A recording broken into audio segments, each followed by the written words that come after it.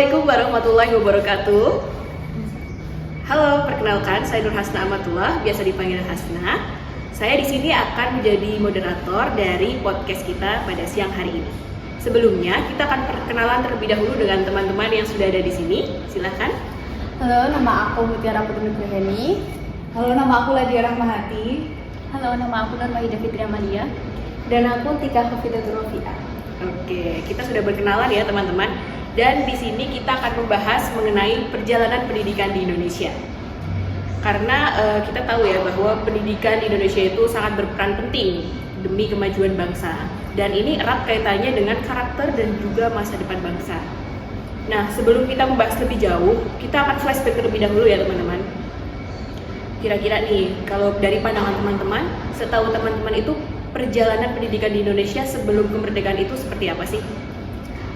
Menurut saya ya, sebelum kemerdekaan itu pendidikan kita masih terpengaruh dengan sistem kolonial dan ya masih kaku, dan juga sistemnya masih terfokus pada penguasaan materi saja, dan juga pada masa itu pendidikan kita juga hanya terfokus pada guru saja, sehingga penggunaan metode pembelajaran itu masih seragam untuk peserta didik, sehingga peserta didik itu masih tidak bisa mengeksplor minat dan potensi mereka secara jauh ya.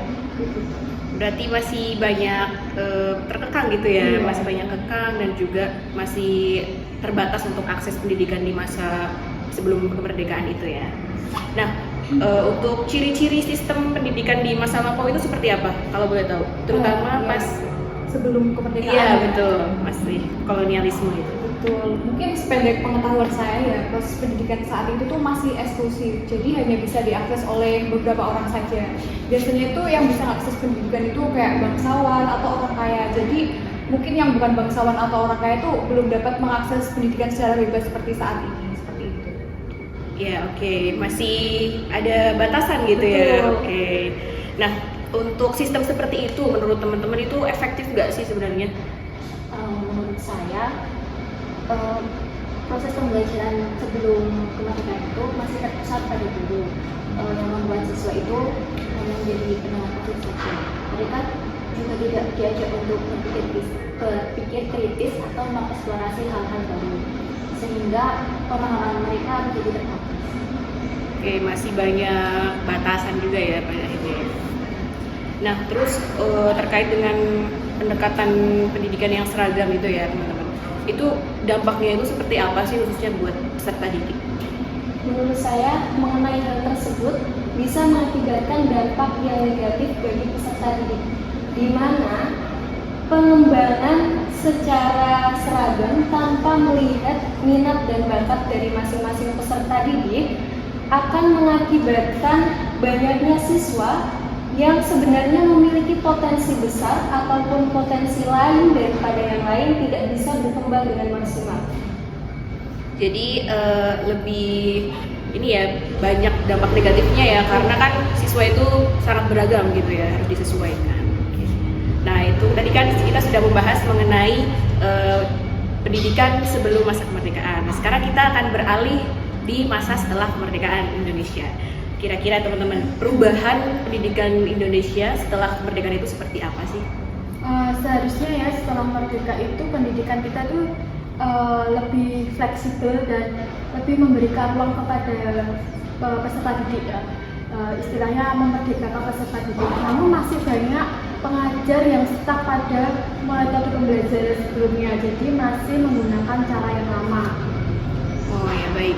Tapi kalau boleh tahu nih, kenapa sih di Indonesia itu masih banyak yang menggunakan cara-cara lama seperti itu? Mungkin kan kita semua tahu ya kalau move on itu susah ya.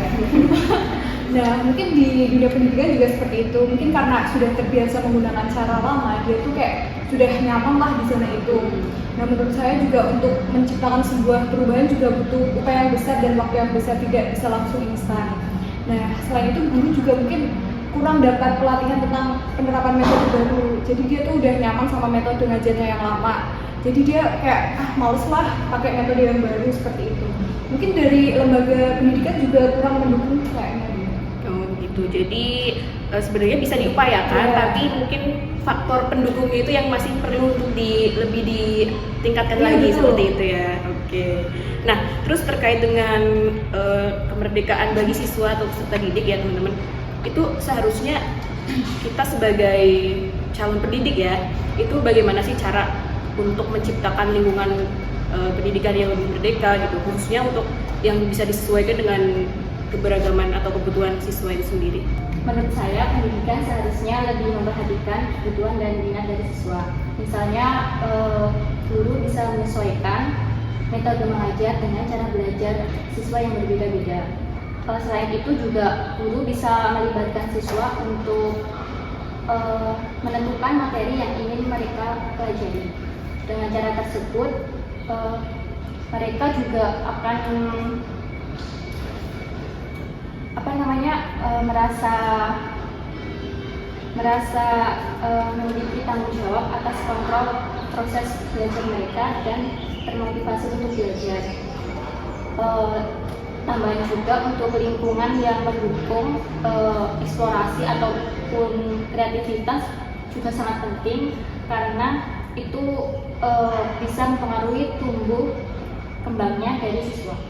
Oke, jadi intinya pendidik itu harus aware terhadap siswa itu sendiri ya, harus banget gitu ya. Nah, terkait dengan kemerdekaan siswa atau peserta didik nih teman-teman, kira-kira model pendidikan yang bisa membebaskan siswa dari belenggu-belenggu yang ada itu seperti apa sih? Menurut saya, salah satu model pembelajaran yang bisa dilakukan adalah pembelajaran yang berfokus pada peserta didik. Selain itu juga pembelajaran yang berdiferensiasi, di mana pada proses itu siswa menjadi titik fokus dalam proses pembelajaran. Dan di situ juga peserta didik diberi kesempatan untuk memilih topik materi yang ingin dipelajari sesuai dengan gaya belajar masing-masing. Kemudian menciptakan ruang kolaborasi.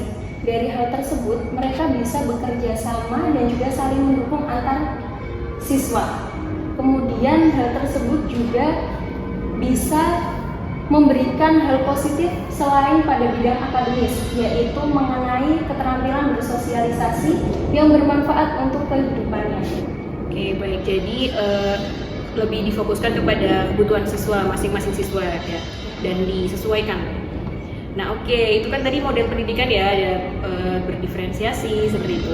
Terus untuk caranya itu seperti apa supaya bisa melepaskan belenggu dalam pendidikan itu? Ya mungkin kan tadi teman-teman juga udah membahas ya bagaimana seharusnya peserta didik menjadi fokus pembelajaran. Nah menurut saya cara melepaskan belenggu itu yang pertama kita sebagai pengajar harus mempunyai mindset bahwa peserta didik tidak hanya penerima informasi, tapi peserta didik juga mitra dalam proses pembelajaran. Karena ketika kita menganggap peserta didik itu sebagai mitra, maka peserta didik akan lebih dihargai. Biasanya kalau lebih dihargai, dia akan lebih semangat ketika proses pembelajaran tersebut. Ya, jadi peserta didik tuh harus selalu dilibatkan ya. Iya, betul. Jangan hanya fokus kepada guru menyampaikan materi, tapi juga harus dalam pembelajaran itu juga harus diikut sertakan seperti itu ya. Oke, nah mungkin ada tambahan lagi dari teman-teman? Izin menambahkan, Iya. kita juga perlu berinovasi dengan metode pembelajaran yang lebih interaktif. Misalnya menggunakan proyek kolaboratif di mana siswa itu diajak bekerja sama untuk menyelesaikan tugas bersama-sama. Dengan cara tersebut, siswa itu tidak hanya belajar dari guru saja, tapi dari teman satu sama lain dan dapat melihat langsung bagaimana materi yang mereka pelajari dapat diterapkan dalam kehidupan sehari-hari. Oke, berarti ada kaitannya gitu antara materi dengan kehidupan sehari-hari juga gitu ya. Nah, tadi kan kita juga udah membahas nih mengenai pendidikan pada masa lampau yang masih bisa diterapkan saat ini dan masih terus dipakai. Itu kira-kira kenapa sih kita perlu lepas gitu dari pendidikan yang kuno gitu? Hal tersebut harus kita lepaskan karena dalam pendidikan kita harus mengikuti perkembangan zaman sesuai dengan zamannya peserta didik. Selain itu, jika kita tetap berkeinginan untuk menggunakan pembelajaran yang model-model lama atau kuno, hal tersebut bisa mengakibatkan kehilangannya kesempatan untuk mendapatkan potensi yang dimiliki oleh setiap siswa. Oke, jadi supaya siswa itu juga lebih terbuka gitu ya. Nah, oke. Saya mau tanya lagi ke teman-teman, gimana sih cara lepas gitu dari praktik pendidikan yang belum merdeka? Mungkin menurut saya akan memberikan dari sudut pandang seorang pengajar ya. Menurut saya itu salah satu caranya itu kita mengevaluasi bagaimana metode pembelajaran yang kita berikan. Kemudian kita mencoba menilai cara mengajar kita apakah sudah sesuai dengan kebutuhan peserta didik itu sendiri. Dengan begitu kita juga bisa menemukan cara-cara yang lebih efektif. Setuju. Mungkin kita juga bisa saling sharing ya. Kan kita sama-sama calon pendidik di masa depan ya. Mungkin kalau ada pengalaman kita bisa saling tukar. Mungkin itu juga bisa jadi refleksi kita sendiri bagaimana cara mengajar kita, apakah sudah baik atau belum. Menurut saya sih seperti itu. Oke, baik. Jadi intinya guru itu harus selalu beradaptasi, terus juga satu sama lain juga harus bekerja sama, berkolaborasi ya untuk menciptakan pendidikan yang sebelumnya mungkin belum merdeka menjadi lebih baik lagi seperti itu. Nah, pertanyaan terakhir buat teman-teman semuanya.